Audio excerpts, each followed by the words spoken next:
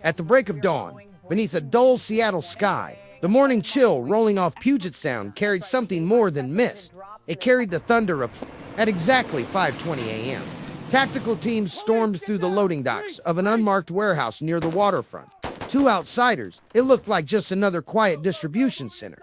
But the moment federal agents tore through those steel doors, the air turned white with chemical residue, and what they uncovered inside would stun even the most seasoned investigators.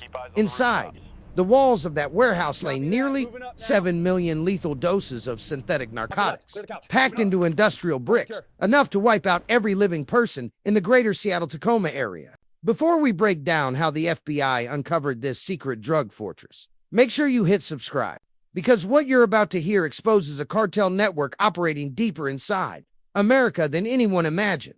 The building was no ordinary storage hub. It was a fortress disguised as freight. Between stacks of construction supplies and electronics sat an arsenal of drugs that looked more like a military cache. Agents seized 26 firearms, including 12 assault rifles and a grenade launcher, alongside massive quantities of cocaine, methamphetamine, heroin, and fentanyl so pure that it shimmered under flashlight beams. On the wrapping of every brick was a single, chilling emblem, a swastika stamp. The Sinaloa cartel's trademark for top-grade shipments. For nearly 2 years, the FBI and DAS Safe Streets Task Force had tracked whispers of this network. Drone footage, intercepted calls, and undercover buys, all pointing to a supply line stretching from Culiac, Mexico, to the Pacific Northwest. But Seattle wasn't just a destination. It had become a command post, orchestrating shipments nationwide. At the heart of it all were two brothers, Rosario Abel Camargo Banuelos and Francisco Fernando Banuelos, running logistics from deep inside Mexico. Their encrypted orders flowed through couriers and truck drivers who turned quiet neighborhoods into covert supply nodes. One of those truckers became the FBI's breakthrough, a 44-year-old Mexican national, clean record, veteran hauler, a man who'd spent years hauling legitimate freight. But his dispatch calls revealed the truth. Every northbound trip carried two manifests, one legal and one lethal. Hidden beneath crates of fruit and household goods sat 95 kilograms of methamphetamine and 41 kilograms of fentanyl powder, a payload capable of killing millions. In October 2023, agents made their move.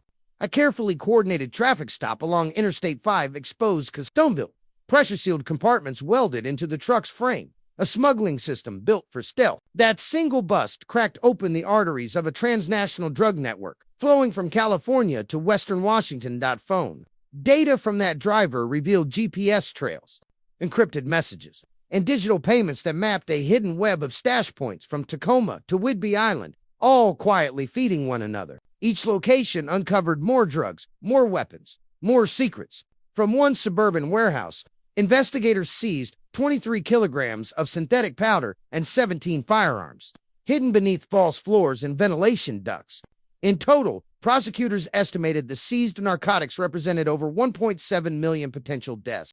This was all part of Operation Take Back America, a massive joint strike led by the FBI, DICE, and Homeland Security investigations, an effort to dismantle cartel networks on U.S. soil. For Seattle, it was the city's first major cartel takedown. But the question echoing through every command briefing was chilling. If this much poison had been hiding in plain sight here, how many other cartel fortresses were still operating across the country?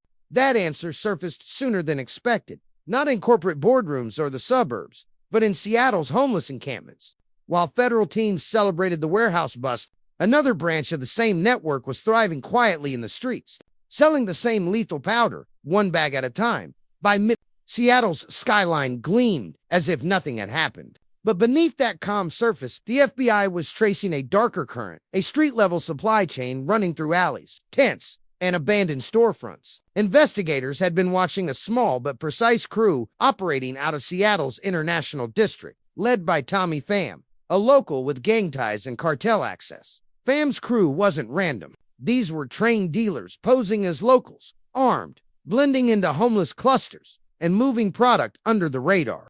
Wiretaps captured coded messages about shipments from Phoenix, with friends referring to Sinaloa suppliers sending drugs up through Arizona. Surveillance footage showed couriers slipping through alleyways, exchanging paperback-sized packages, each one later confirmed to be bricks of fentanyl-laced powder, strong, enough to kill thousands with mere micrograms inside the encampments. Undercover agents documented a brutal hierarchy. Addicts were forced to sell drugs for food or shelter. Those who refused were beaten or cut off.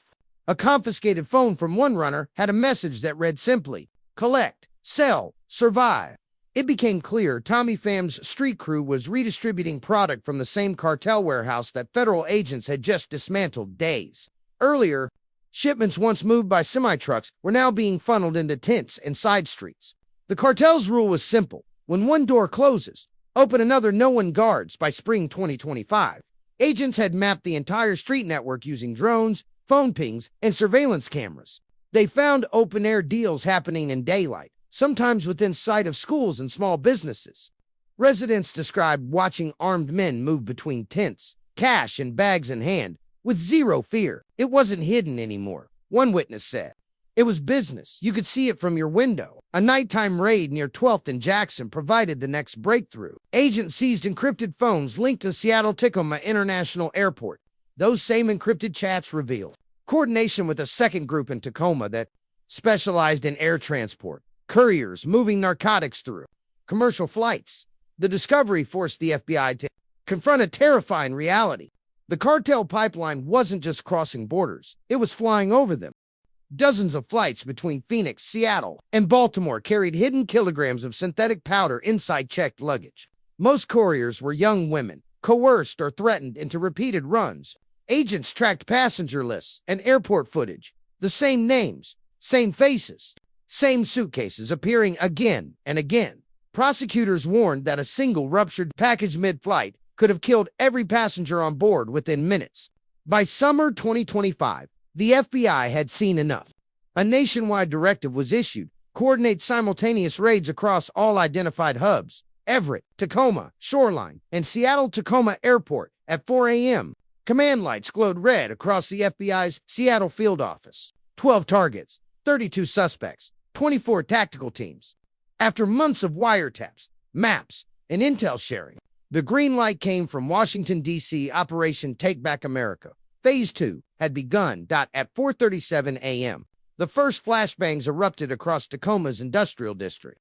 Doors blown open, stairwells cleared, suspects cuffed face down as helicopters circled above. Across 4 cities, identical raids unfolded, black SUVs racing between targets as agents secured drugs, weapons, and data before they could be destroyed by 6 a.m. Multiple teams reported success. 9 kilograms of meth, 5 kilograms of fentanyl, 4 kilograms of cocaine, and 1 kilogram of heroin seized. 21 firearms recovered. But the real victory lay in what the evidence revealed, a digital trail linking every operation back to the Camargo, Bonuelos brothers. Data pulled from seized phones showed money routed through Chinese shadow banks using blockchain masking software, then wired to shell companies in Mexico City. The message was clear. This wasn't street crime. It was a global machine disguised as local trade. One decrypted text read, "Shipment north cleared. Seattle done. Next routes, Portland, Boise, Chicago." That single message confirmed the truth. Seattle had never been the end. It was merely one distribution fortress in a nationwide web. By midday, as evidence teams cataloged hundreds of sealed bricks stamped with the same cartel insignia, prosecutors revealed that just 2 milligrams of the seized powder could kill an adult less than a grain of salt. The math was staggering. Millions of potential deaths prevented, but the agents knew the war wasn't over.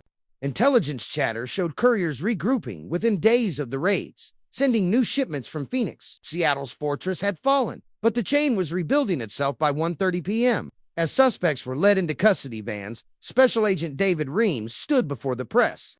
6.9 million lethal doses seized, 17 suspects charged, 21 firearms recovered, he announced. This wasn't just a bust, it was a battle in a much larger war. Behind closed doors, analysts traced fresh routes lighting up across digital maps. Phoenix to Denver, Denver to Chicago, Chicago to Baltimore. The next question wasn't if another fortress would rise. It was where, as the evening fell over Puget Sound, the city returned to normal. Commuters filled I-5, ferries docked, lights reflected on the calm water. Few residents knew their city had just been ground zero for one of the largest cartel seizures in Pacific Northwest history.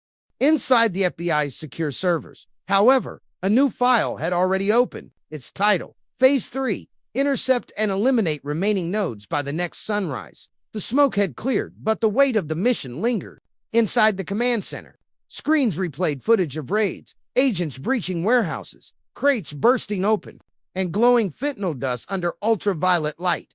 What looked like victory on TV was only the start. Each decrypted file told the same story. Seattle was just one node in a vast, living network. Data traced cartel payments from Sinaloa to Phoenix, Denver, Chicago, and Baltimore, the same global freight routes now repurposed for narcotics hidden in produce trucks, passenger luggage, and construction shipments. Behind those numbers were real consequences: shattered families, destroyed communities, over 3,400 deaths in King County alone. At a morning press briefing, federal officials declared it one of the most significant cartel busts in state history, to 6.9 million lethal doses seized, 21 weapons recovered, and a major regional command dismantled. But even as cameras flashed, new encrypted signals began appearing from Southern California and Texas. The cartel wasn't gone. It was evolving. That night, Agent Reams addressed his team quietly. "We stopped one fortress. Don't mistake silence for safety. They'll rebuild and we'll be ready first." Around him, agents packed evidence boxes, preparing for redeployment. The war on cartels had shifted, no longer at borders, but inside cities. Not in open combat, but through encrypted channels and invisible wars. As darkness settled over Seattle's bay, the skyline shimmered like nothing had happened. But deep in the federal data grid, one alert kept blinking red. A new signal, another route, another war waiting to begin, because America's front lines are no longer overseas. They're here, buried beneath its ports, freeways, and neighborhoods. And as long as one encrypted signal remains, the fight will continue. If you believe these missions matter, hit that subscribe button right now, because every story we uncover brings you closer to the truth behind America's hidden wars.